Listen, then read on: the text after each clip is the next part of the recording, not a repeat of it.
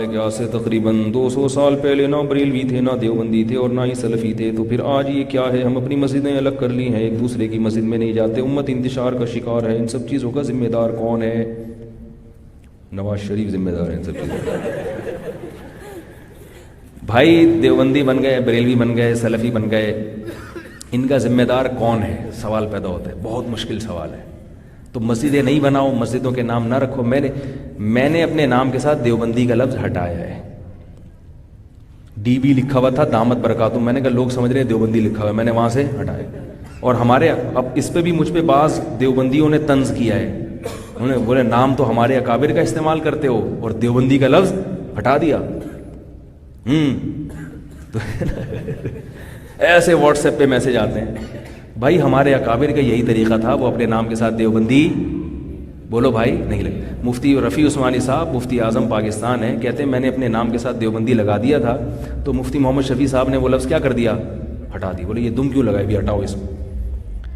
ایک آدمی نے کہا مفتی محمود حسن دیوبندی رحمۃ اللہ علیہ بھی تو تھے، ان کے تو نام کا حصہ ہے دیوبندی، تو یاد رکھو ان کے ساتھ دیوبندی مسلک کی وجہ سے نہیں لگا، وہ دیوبند کے رہنے والے تھے اس لیے دیوبندی لگا ہوا ہے۔ نہیں یاری بات، جیسے ہمارے ساتھ کوئی کراچوی لگا دے یا سہارنپور بھی لگا دے تو وہ کوئی مسلک تھوڑی ہو، تو آپ کی لوکیشن کہاں رہتے ہیں آپ؟ کراچوی، سرگودوی، لاہوری ہوتا ہے نا، مولانا احمد علی لاہوری رحمۃ اللہ علیہ تو لاہور کے تھے وہ، تو یہ مسلک تھوڑی ہے۔ تو وہ ان کے نام کے ساتھ محمود حسن دیوبندی، دیوبندی اس لیے لگا ہوا ہے کہ وہ کیا تھے؟ حضرت مولانا اشرف علی تھانوی نے تو یہاں تک لکھا ہے کہ بلا ضرورت اپنے نام کے ساتھ حنفی شافعی بھی مت لگاؤ، سمپل سادہ مسلمان بن کے رہو۔ فرمایا علماء اپنے نام کے ساتھ بحالت مجبوری حنفی لگا سکتے ہیں، بحالت مجبوری، تاکہ پتہ چل جائے کہ یہ فتویٰ جو دے رہے ہیں اس کی نوعیت کیا ہے۔ تو وہ بھی نہیں لگاؤ، حنفی بھی نہیں لگائیں۔ ہمارے علماء اپنے نام کے ساتھ حنفی بھی نہیں لگاؤ، مولانا اشرف تھانوی بھی حنفی نہیں لگاتے تھے۔ ایک صاحب سے میں نے پوچھا آپ کا نام کیا؟ کہہ رہے فلاں حنفی دیوبندی حیاتی یہ نام ہے۔ میں نے کہا یہ کون سا نام ہے بھائی، کیا کر رہا ہے بھائی تو؟ سیدھا سیدھا عبدالستار، عبدالغفار یہ نام رکھو، پتہ نہیں کیا کیا اپنے ناموں کے ساتھ دمیں لگائی ہوئی ہیں پوری۔ تو نہ اپنے نام کے ساتھ سلفی لگاؤ، ٹھیک ہے، نہ اپنے نام کے ساتھ دیوبندی لگاؤ، نہ اپنے نام کے ساتھ بولو نا بھائی بریلوی، سادہ سادہ سمپل سمپل۔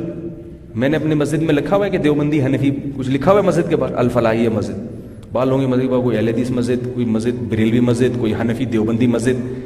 سعودی عرب میں دیکھا کوئی اہل حدیث، حالانکہ اختلاف تو ان کے ہاں بھی ہیں۔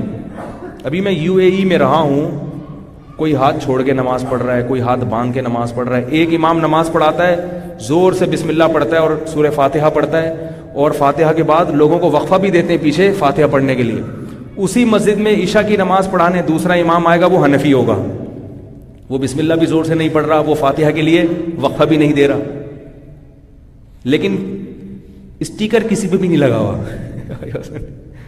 اور کوئی کسی کو چھیڑتا نہیں ہے کہ یہ والا امام ہے، وہ بھائی یہ بھی ٹھیک ہے وہ بھی ٹھیک ہے۔ مقتدی بھی ایسے ہیں۔ میں ابھی 15 دن رہا ہوں عرب ملکوں میں، سعودی عرب گیا، مکہ مدینہ گیا، جدہ گیا، پھر دبئی گیا، پھر شارجہ گیا، ابو ظہبی گیا، پھر العین گیا۔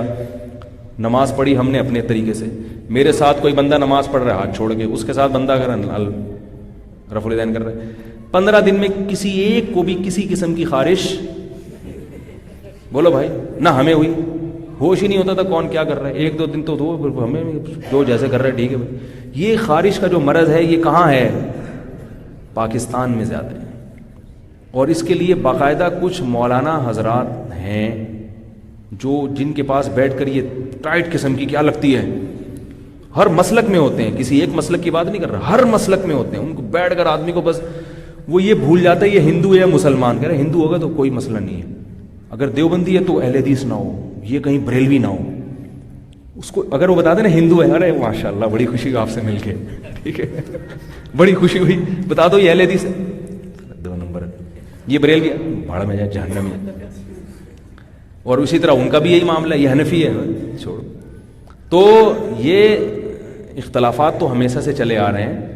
ہاں عقائد کا اختلاف، بدعات کا اختلاف، یہاں معاملہ کیا ہو جاتا ہے، اس میں پھر یہ نہیں ہے کہ شرک اور بدعت تک معاملہ پہنچ جائے تو معاملہ کیا ہے، گڑبڑ ہے پھر. باقی فروغ اختلافات تو چلتے آ رہے ہیں, تو ناموں کے ساتھ یہ دم لگانے کی چندہ ضرورت نہیں ہے. باقی دیوبندی نام پڑا کیوں دیوبندیوں کے لیے, اس پر میں ایک شارٹ کلپ میرا یوٹیوب پہ ہے کہ یہ پبلک خود نام دے دیتی ہے, ٹھیک ہے نا, پبلک خود نام دے دیتی ہے یہ, کہ جو یہ نہیں کرتے اس کو لوگوں نے دیوبندی کہنا شروع کر دیا, جو یہ کرتے ہیں اس کو لوگوں نے بریلوی کہنا. یہ تو لوگوں نے نام دیے ہیں, تو لوگوں پر تو کوئی پابندی نہیں لگا سکتا نا. پھر جب نام دے دیے تو پھر اس کی شارٹ فارم, وہ پورا ایک بیان ہے, میں کروں گا تو دوبارہ ہو جائے گا, وہ آپ یوٹیوب پہ سن لیں.